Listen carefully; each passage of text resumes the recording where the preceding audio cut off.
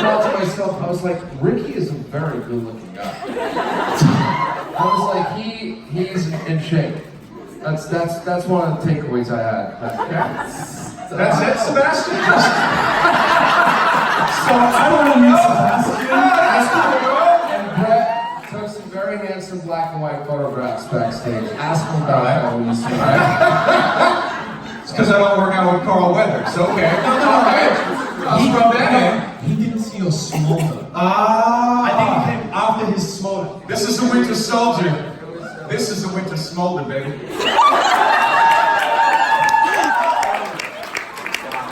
I've been waiting all year to say that. It's a thing. How's it been going out here? It's been quiet. Quiet, you know, no one's really paying attention. I feel like we're on the road. Like I feel like this is like one of those shows that like we've been doing for a while. Like this is our next stop. It is. You know. It is basically. Hey, Daryl!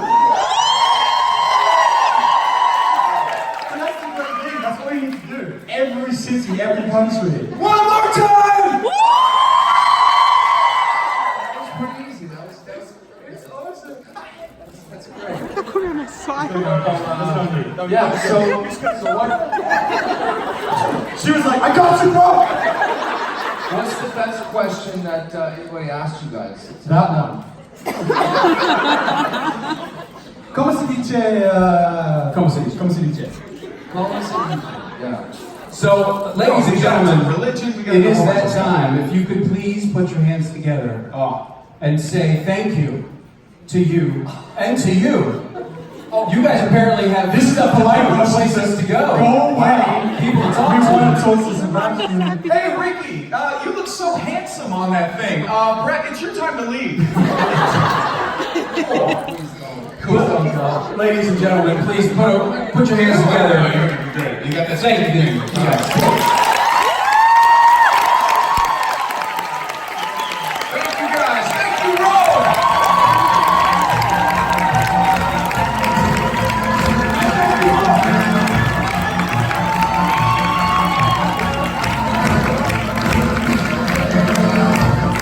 So he's gonna tell you so many funny jokes, like because we were backstage. He's so funny. Let me tell you that story.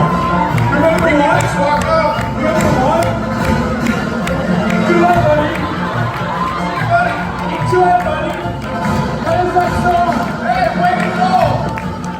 So, Sebastian, this is your first panel of the day, right? First panel of JIBLAND.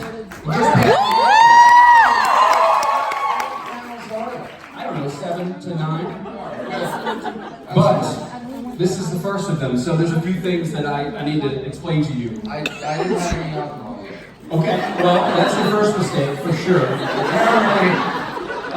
There is, as you've seen, there's a wheel, which at any point, if you feel like it, you can just spin it. And who's the wheel for? Me. For you.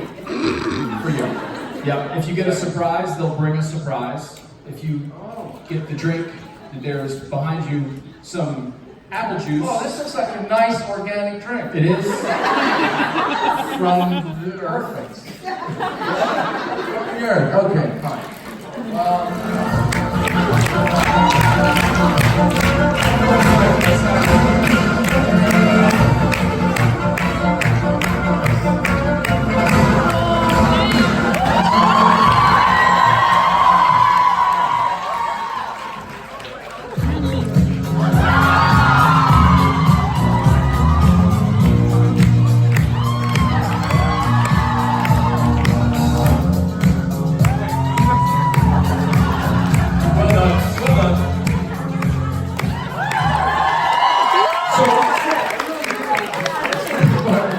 If you wanted to spin the wheel,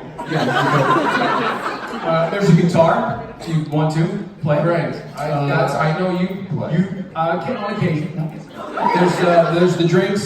Right. If you land on surprise, they'll bring surprise for you.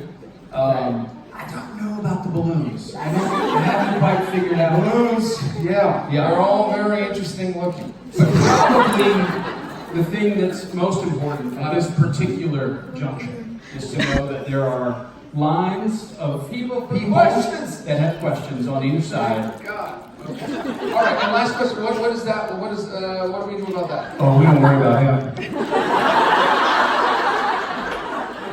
don't do anything with that. I'm guessing this balloon in this vicinity had nothing to do with it. I couldn't possibly tell you.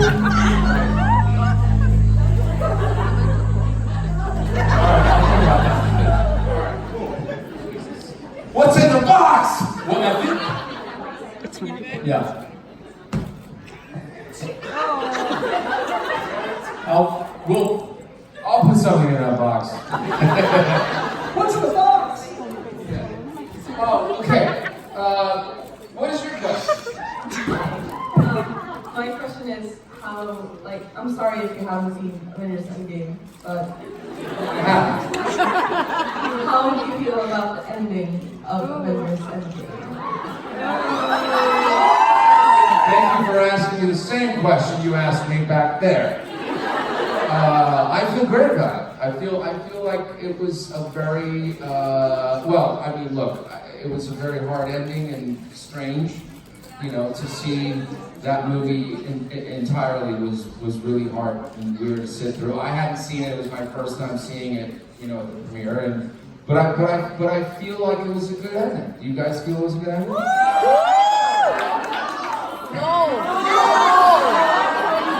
I know what you think. I think that you think, but no. You have to understand that.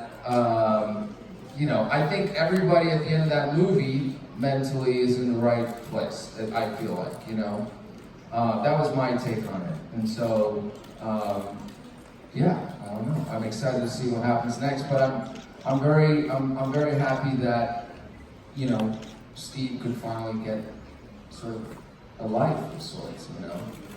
I mean, no, you don't want him to. Tell me how you really feel. Thank you.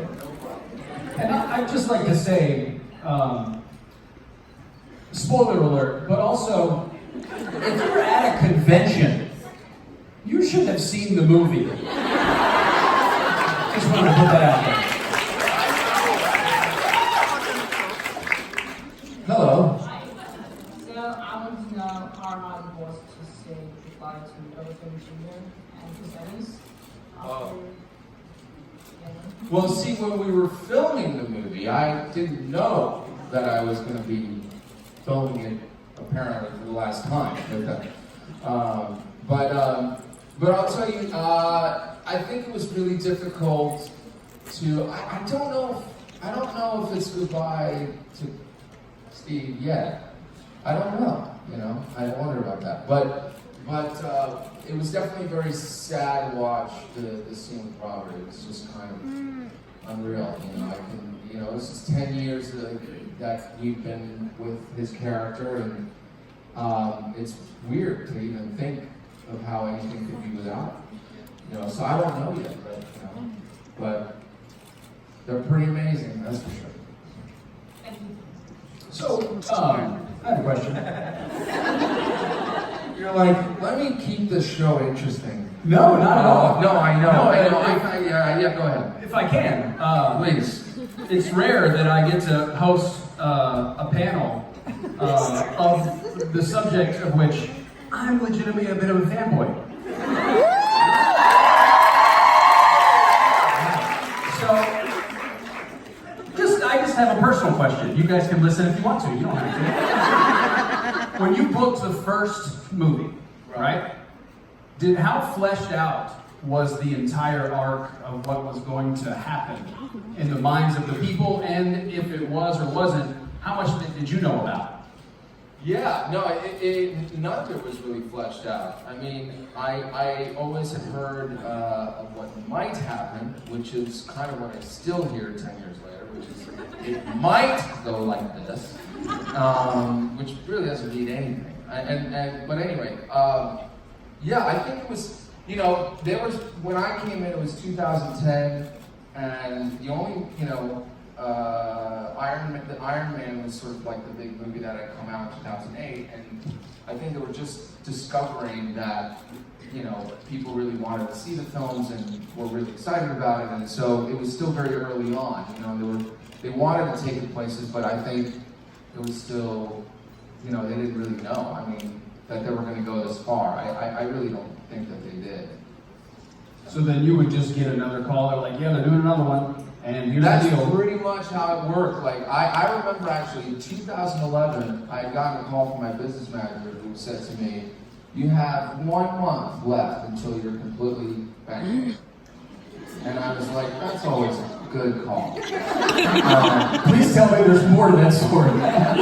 No, I mean, but like my point was like, I was, you know, in 2011, which was again a year after the first movie came out, I had no idea that I was going to go back and work with them again. In fact, the only way I ever found out about, I said this before, about the second movie that I was in, Captain America: Winter Soldier, was when a friend of mine at Comic-Con called me from Comic-Con and said, you know, you're in this movie. And I said, are you sure? I didn't hear anything. You're in the title. And I was like, great. That's awesome.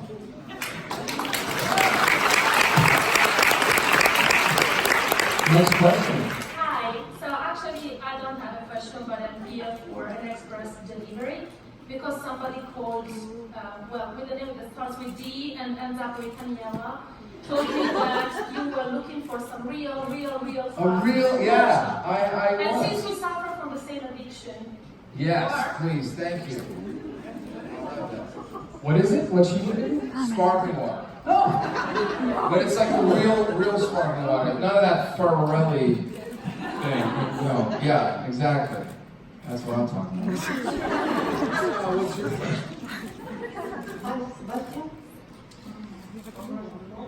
And I have a question for you about the project.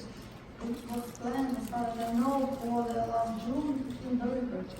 It was delayed for 1 year. And there news about Which project is this? Which one? What's it called? Kill the Reaper. Beat the Reaper. Beat. Yeah. Yeah. Still trying to get more famous to make that movie happen. If you want the real answer, it's true. They're not ready. Well, for me, I hope they're listening. No, but that's the truth. I love that story. It's an amazing story, and I'm always trying to get that movie still going. I just need to find the right director. That's the truth at this point. But it's an amazing book called Beat the Reaper. You know, it's basically like Goodfellas meets John Wick meets ER. It should be, but yeah, I don't know yet. I'm not sure yet. my question is, you've worked with some amazing women in Hollywood, obviously Nicole Kidman and Margot Robbie and Alexandra Daddario, and what's working with them for you to learn something from them? Yeah, humility for one thing, you know, and you know that probably women are a lot tougher than we are. Yeah, no doubt. It's true.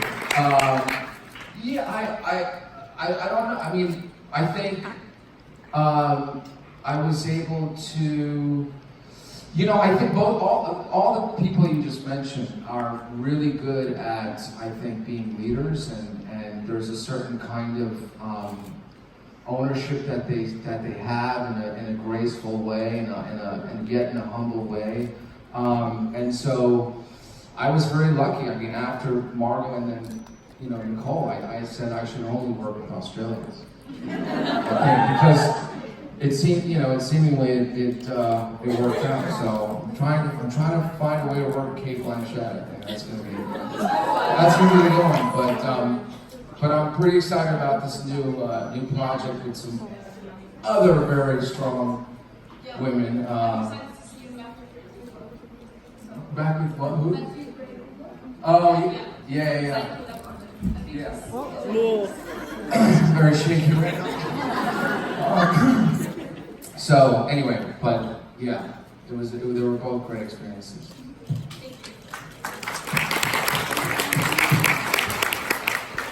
Go ahead. God, I hope it lands where I wanted to.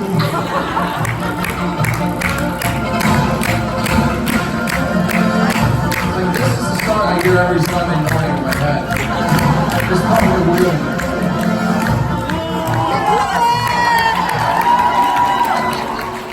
Coming, Who's the surprise? coming right up from this general region right here.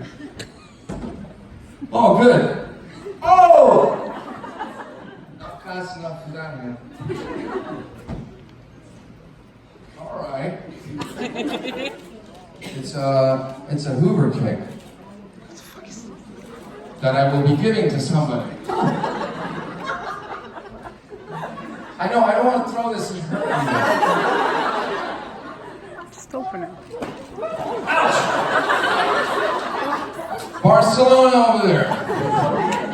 Sorry, Spain. Yes. If you get a Band-Aid in the second row. Exactly. What's your question? So, you went to Rutgers and I did as well. I want to know what your favorite bar on East Canal was. Jesus. I just like the fat cat sandwiches. The grease trucks? Yeah, the grease truck. I don't remember, you know, I wasn't really going, I don't remember, to be honest, which probably tells you why. Yeah, I can't remember, honestly. We never really went out to the bars, to be honest, like at Rutgers. We more had house parties and things like that. So, you know.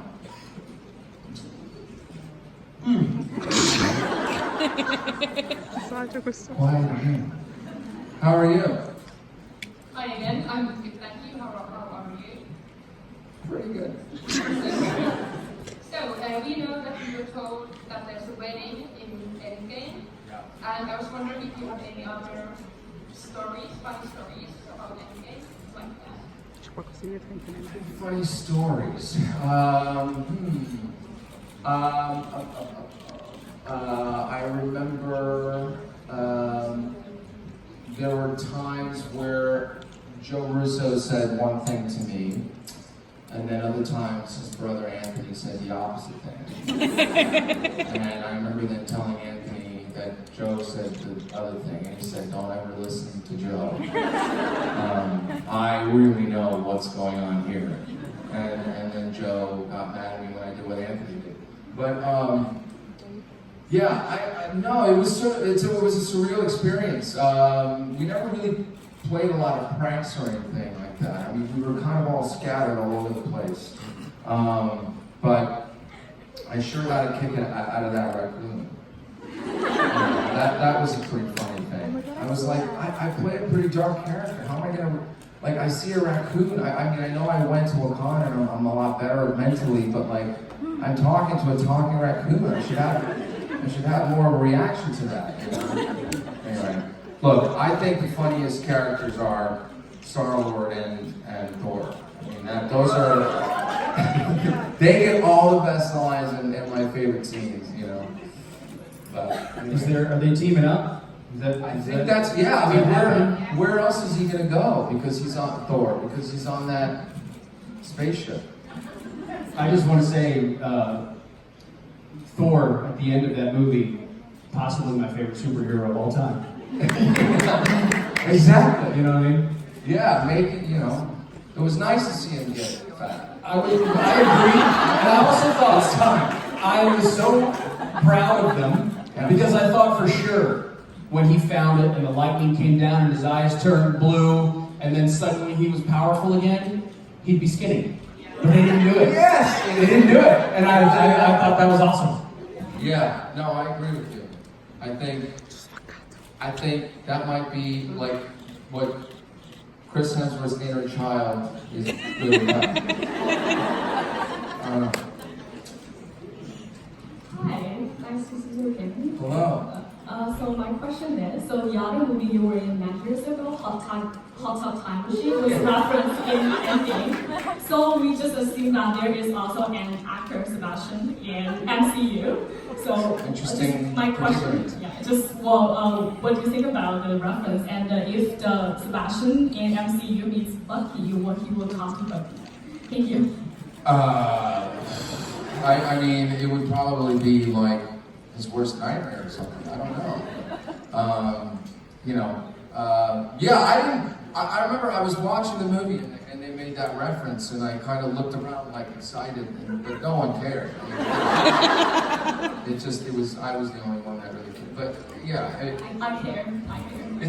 I had a blast filming that movie, and I always love hearing when it's still getting referenced anyway. But yeah. I feel like I need to give this away at some point. This Chris Evans. I know Spain and Road 2. But we'll see. We'll talk about that. Just leave them right there. What's your question?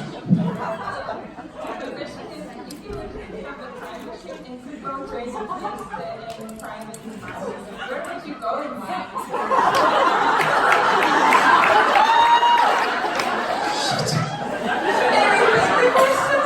If I had a time machine, where would I go and why? Yeah, what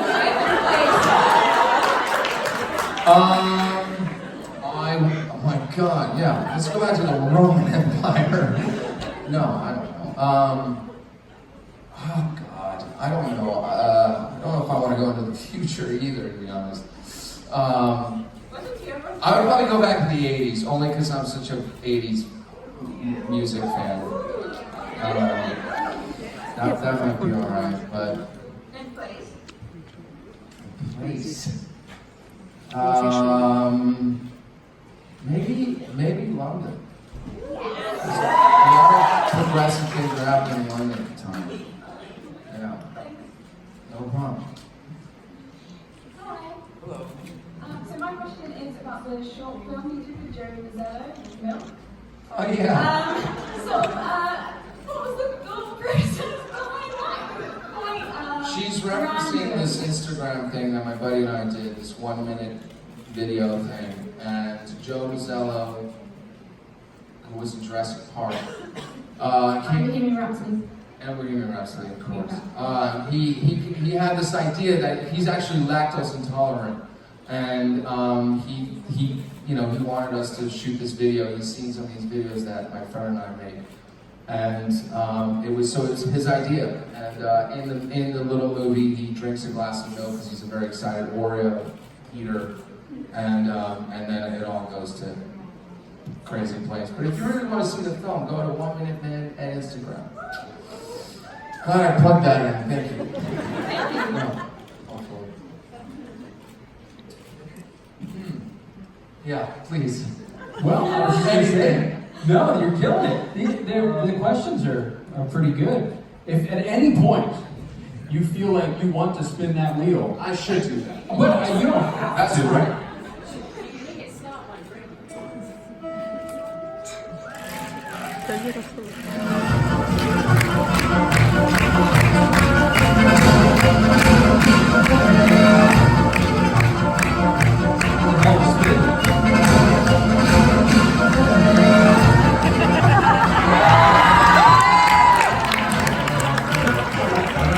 Sometimes those things just happen. This is it. This has been Am I doing this one or are you doing all of them? yeah, whatever. I mean, I'll pour. I think one of these is actually apple juice. Hopefully, we won't get that one.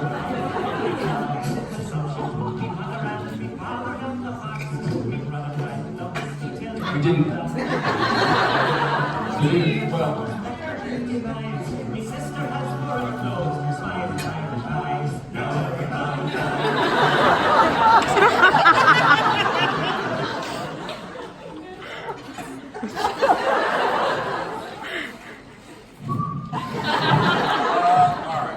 Thank you for that. Oh yeah, that was That was This interesting. was a good halftime. Sicily.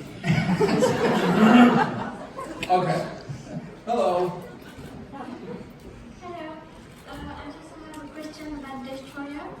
I really love this movie, and I want to know if you want to tell some story about filming and stuff. About filming Destroyer. Yes.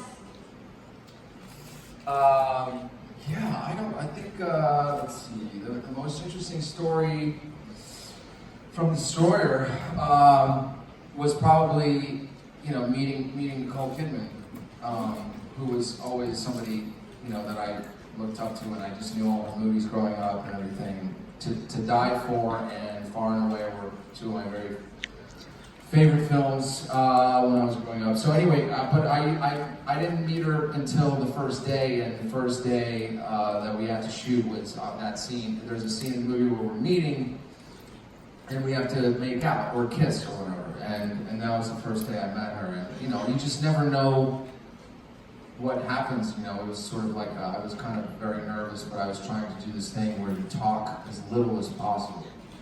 Because silence always gives you the appearance of confidence. And so anyway, and I remember I ate a lot of mints and stuff. There was a lot of that. And but anyway, it was probably one of the best experiences of my life, I guess. I actually heard an interview where Nicole Kidman was asked about you, and she said, he's quiet, but he has great breath. There it is. Yeah, got it. The breath is an important thing. Hello, Sebastian. Hello. So first of all, congrats on Falcon and Winter Soldier. It's been and all of us here are crazy about the chemistry between Captain America and Winter Soldier. Lucky. But there's another chemistry going on between Winter Soldier and Falcon.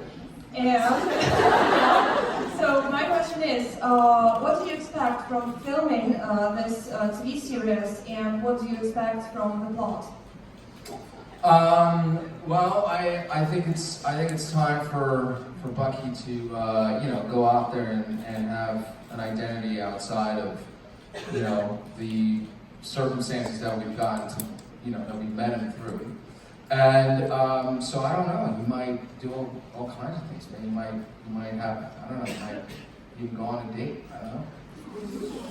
I know, it's a scary world out there, apps, things like that. I don't know what he's going to do. I can't see him really with an iPhone very well. Yeah, because it wouldn't work with metal arm.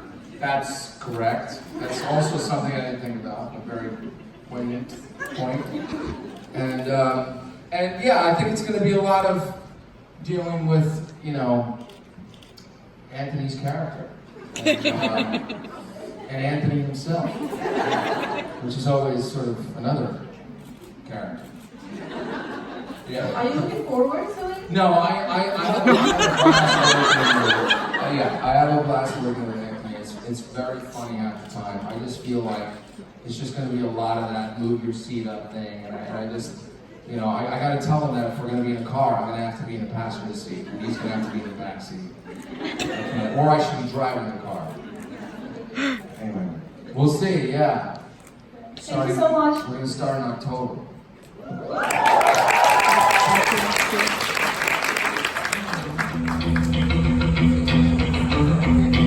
Something is happening. I don't know what it is.